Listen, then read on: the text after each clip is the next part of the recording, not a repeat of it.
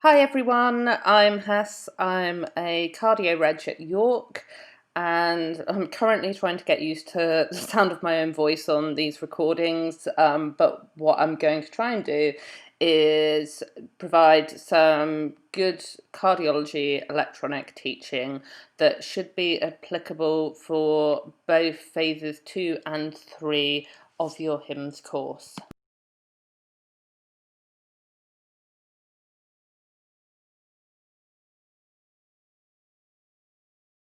I'm sure you've been at HIMSS for long enough already to have read several of these long lists of slightly wordy outcomes. I'm not going to read them all out for you. I've underlined a few that I think are going to be particularly pertinent to what we're talking about today. You can pause the video now and have a read through for yourself. If you want, we'll refresh them at the end again.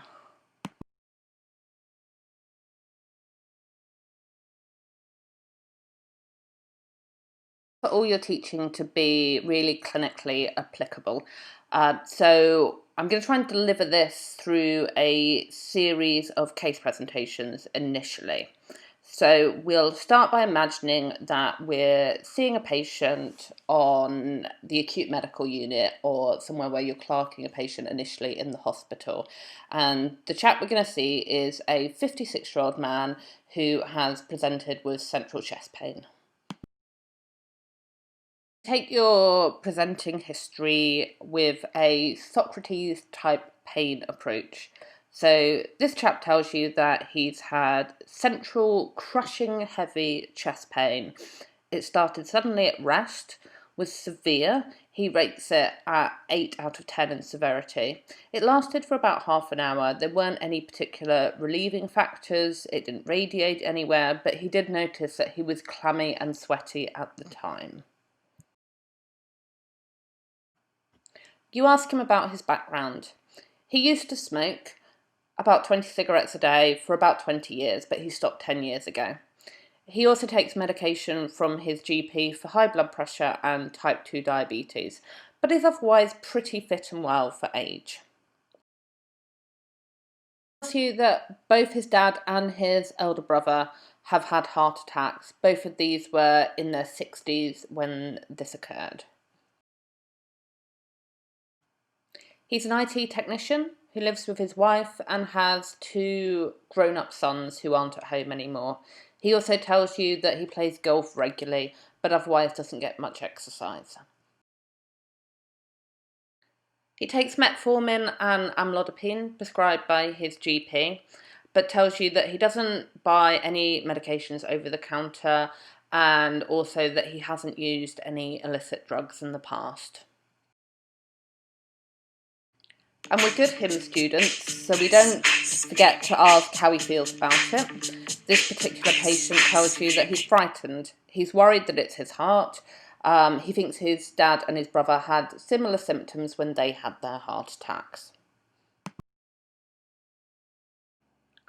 Try to stop and think at this point what the different things that could potentially be going on would be, and maybe what sort of investigations you'd like to try and direct your differentials.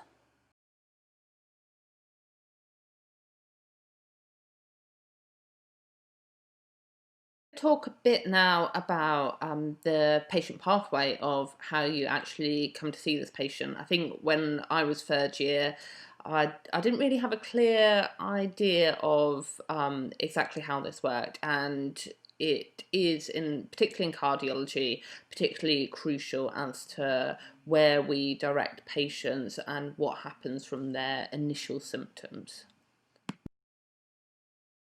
But after this chap had had pain for about 10 minutes, his wife calls an ambulance. This, not to be too gender stereotypical, but this is actually what we see quite frequently. It's often the wife that says, actually, no, I think you need medical attention. So we'll say his wife calls the ambulance. Medics arrive at their home, and the first thing they're going to do after some basic observations is to perform an ECG if someone is having chest pain. This is a section of the patient's ECG. I talk about ECG interpretation in a different series of talks, but for the purposes of just now, what we'll say is that this is a normal ECG with no concerning features. Had this ECG showed ST elevation, a different pathway would now be started that we'll talk about in the future. But as this ECG shows no concerning feature, the paramedics would now transport the patient to the local accident and emergency department. In ED, the patient is going to be seen by a doctor, have a history taken, an examination performed, and they will have further ECGs performed and laboratory tests will be taken, as well as their basic observations. Patient's examination is unremarkable. 2 hours, their blood results, their cardiac enzyme, specifically troponin, comes back and it's raised with a value of 679, which is a very significantly positive result. Repeat ECG shows no dynamic change. It's still a nice normal sinus rhythm. What is likely to happen is the ED staff are going to want to get the patient out of there as soon as possible for bed space, so they're going to pen the patient to admit to medicine, and likely at some point the patient will then be referred onto the cardiology team. And we've got a clear history from the patient. We know that we've got a normal ECG, but we have a unequivocally positive troponin. So at this point, stop and try and think about how these new bits of information might change what you think is going on, what's at the top of your differentials, and what else might also be happening. What could the alternative explanations be?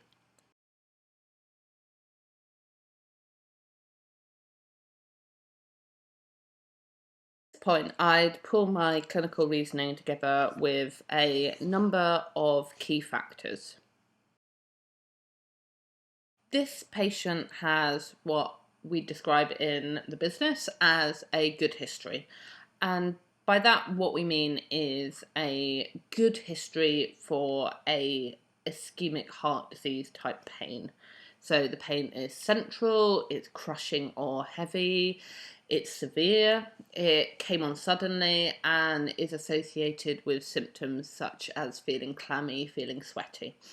So all of these factors together do make you highly suspicious that this could be a ischemic cardiac pain. Patient also has a number of risk factors relevant to ischemic heart disease. He's got a family history of ischemic heart disease, he's a hypertensive, he's a diabetic, and he's also had quite a significant smoking history in the past. So these things, again, all together, do start to point us in the direction that this could be cardiac ischemia. Got a normal ECG though. Does this mean that this couldn't be ischemic heart disease? It doesn't. All that this tells me is that he doesn't need to have primary PCI, percutaneous coronary intervention, which is our fancy way of saying emergency intervention. It does not exclude that this could be ischemic heart disease, acute coronary syndrome, or a myocardial infarction. The other thing we know at this point is that the patient has a unequivocally positive troponin cardiac enzyme. Now, a lot of people at this point will turn to the patient and tell them that they've had a heart attack, they've had a myocardial infarction. This isn't technically correct. All that the positive biomarkers tell us is that there has been, to some degree, damage to the heart muscle, but the mechanism of that damage we cannot be entirely certain of at this point. So with this information, what are the top of your differentials and what else could be happening?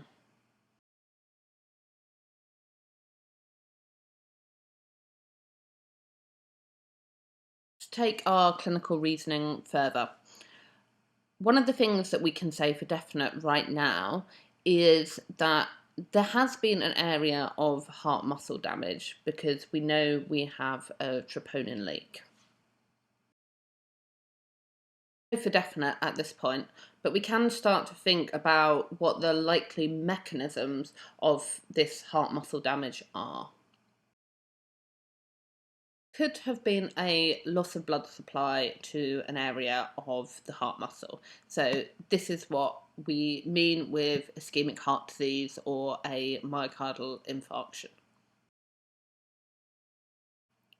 But there are other possibilities. A large pulmonary embolism will cause strain to the right side of the heart and therefore can lead to heart muscle damage and therefore a troponin leak. And we certainly at this point haven't excluded that sort of mechanism in this chap. Inflammation of the heart muscle, such as in pericarditis or myocarditis, will also lead to heart muscle damage and therefore a troponin leak. There we use our history, our examination, all our findings so far to try and put together our list of differentials as to what fits the best, what's the most likely. And we know in this chap that his history fits and his risk factors fit, with this being a myocardial infarction, ischemic heart disease. So this probably is at the top of our differentials at this point. It's not impossible that the patient has a large pulmonary embolism, but we'd probably expect shortness of breath to be a more predominant feature in the history, and we'd expect the pain to be more pleuritic, so a sharp pain on deep inspiration. Myocarditic pain often is positional in nature, again can be pleuritic, and we often do see a typical ECG change with these patients.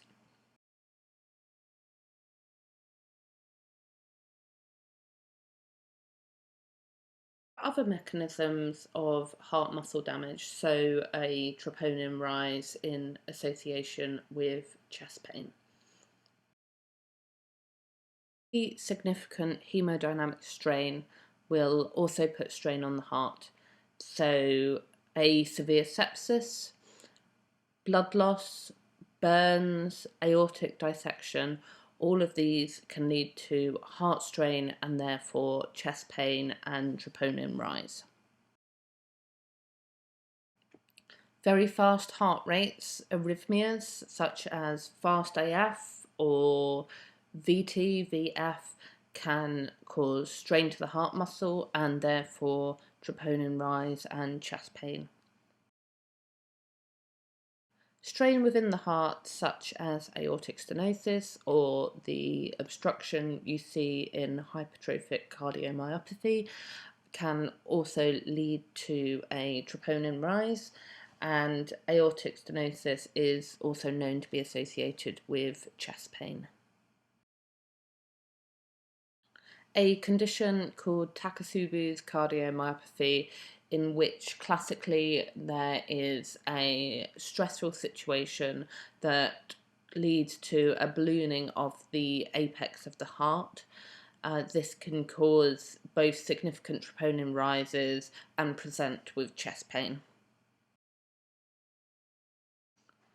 Trauma to the heart will cause a troponin leak, so a head-on car collision. You'd probably know this by the history, but also somebody that's a week out from bypass surgery or valve surgery who presents with chest pain, which might not be that surprising if they've just had a midline thoracotomy. they will have a baseline troponin raised at that point.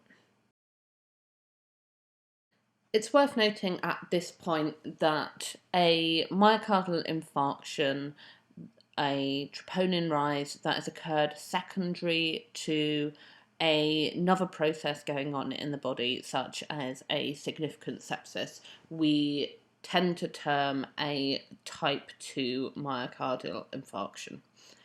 In these cases, usually there will be something in the history that's pointing to a secondary process.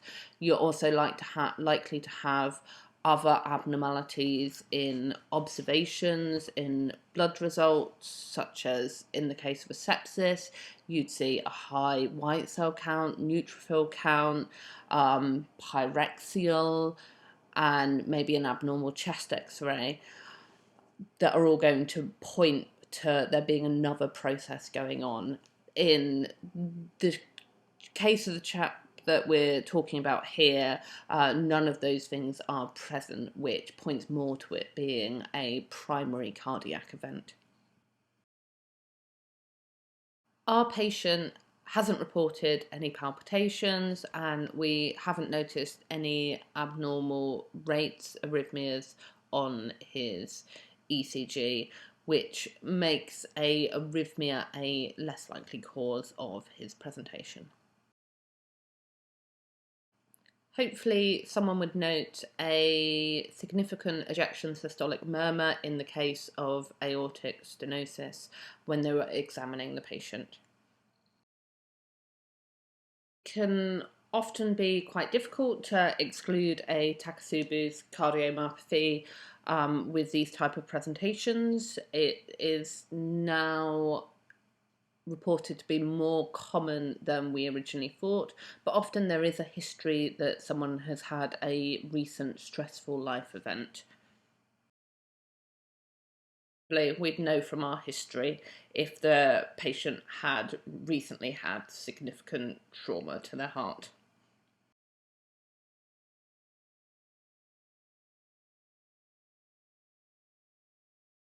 By this point, we're all agreed that the most likely cause of this patient's symptoms is the sudden loss of blood supply to an area of the heart muscle, so ischemic heart disease. The patient's history fits with a acute coronary syndrome, such as a myocardial infarction. And he has positive biomarkers. So we know that there has been an area of the heart muscle that has been subjected to a degree of damage. Even if we're fairly confident that this chap is presenting with a ischemic hit to part of his heart muscle, we can still think about the different possible mechanisms of that ischemic hit, of that loss of blood supply to the heart muscle. And there are a few possibilities. The mechanism most commonly thought about is the classical ischemic heart disease, atheroma plaque, with then potentially a clot thrombus formation on top of the underlying diseased coronary arteries. It is possible, however, to reduce the blood supply to an area of heart muscle significantly simply through a coronary artery spasm. Spontaneous coronary artery dissection is another method by which you can get a ischemic hit to an area of the heart supplied by a particular coronary artery which is affected. Are chaps' risk factors and how common ischemic heart disease is. The most likely cause here is a underlying plaque coronary artery disease, but this is something that we certainly cannot say for definite at this point.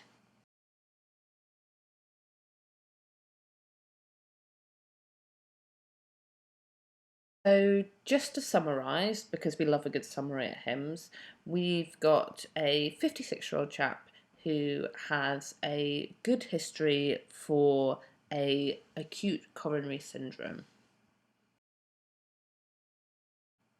He has risk factors for ischemic heart disease. He has a normal ECG, but this only excludes a STEMI and therefore the need for primary PCI.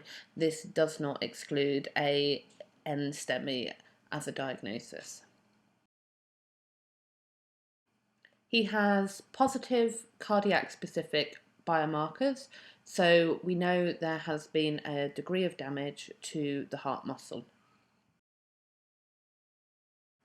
Top of our list of differentials would be a acute coronary syndrome, likely a acute myocardial infarction. Likely mechanism for a infarcted area of heart muscle would be underlying aphorematous coronary artery disease with an acute plaque rupture.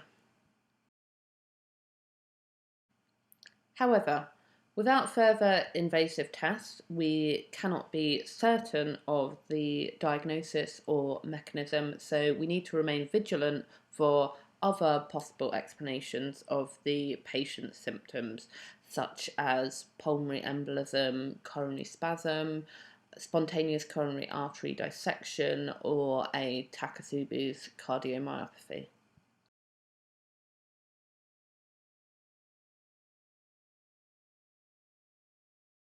So, our clinical suspicion is that our patient has acutely blocked a coronary artery, leading to a degree of heart muscle ischemia. So, what do we do now? The first thing we're going to do is to put our patient onto medical therapy. So, dual antiplatelet treatment. So, probably in this case, that would be ticagrelor and aspirin. And in York, we'd also add in fondaparinux, so a low molecular weight heparin. The idea of this is to break down any acute clot that has developed. Then we want to ensure to check that our clinical suspicion is right. So the patient will be listed for a angiogram. This allows us to visualize the coronary arteries and see whether indeed there is any flow limiting blockage there. The type of angiogram we'd list this patient for is what we term a query proceed. So this means that if there is anything found at the time that we can treat, we will proceed to perform that intervention at the time, be that extracting any clot or putting a stent into the lesion. The aim of this is to restore blood flow to the area of heart muscle. In the case of a NSTEMI, a non-ST elevation myocardial infarction, the occlusion is incomplete, so there will still be some blood flow. So we have a reasonable time window to try and open up that coronary artery.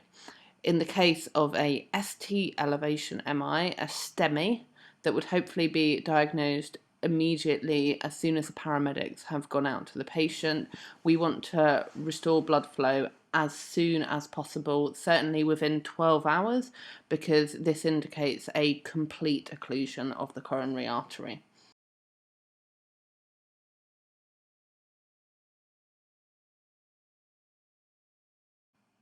So our patient with a suspected NSTEMI would have been initially treated with dual antiplatelet therapy and a anticoagulant such as fondaparinux. He would then have a coronary angiogram query proceed as an inpatient, and if a culprit lesion was found and it was treatable at the time, a drug-eluting stent would be placed in that region. The patient would also be commenced on secondary prevention medical therapy, so a beta blocker such as bisoprolol, a ACE inhibitor such as ramipril, and a statin such as atorvastatin. We would also likely perform as an inpatient, if services allowed, a echocardiogram to assess how the heart muscle itself is functioning. This can also allow us to look and see if there are any particular regions of the heart wall that are showing a motion abnormality that could link to the area of which there's been an impaired blood flow.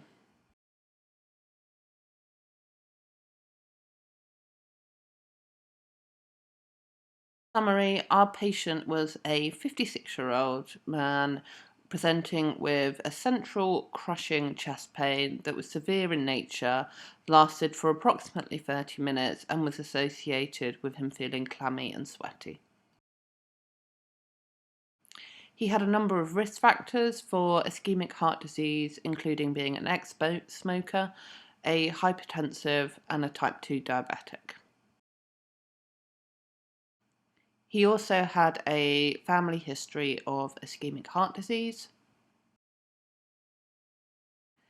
And after our history examination and finding a positive troponin alongside a normal ECG, the top of our differentials would be a non-ST elevation myocardial infarction.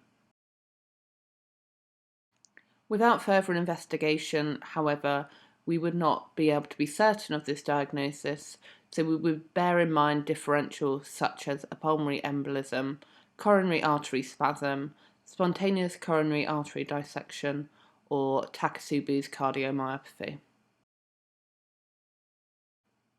An echocardiogram was performed showing normal left ventricular function, but a possible regional wall motion abnormality of the lateral wall of the heart. Diagnosis of NSTEMI was confirmed on coronary angiogram when a 80% circumflex artery stenosis was found.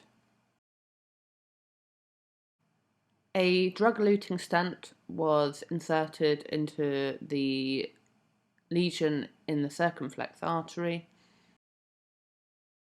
The patient would then have been discharged home on dual antiplatelet therapy and secondary prevention, and would be likely to be seen in nurse-led follow-up after having input from a multidisciplinary team, including cardiac rehabilitation nurses.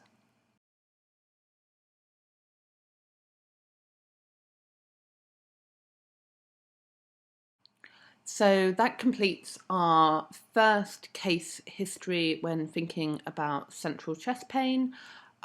Here's a reminder of learning outcomes surrounding central chest pain, and we'll go through several more examples of presentations with central chest pain to try and really cover in depth all of these outcomes and the differences between the different presentations.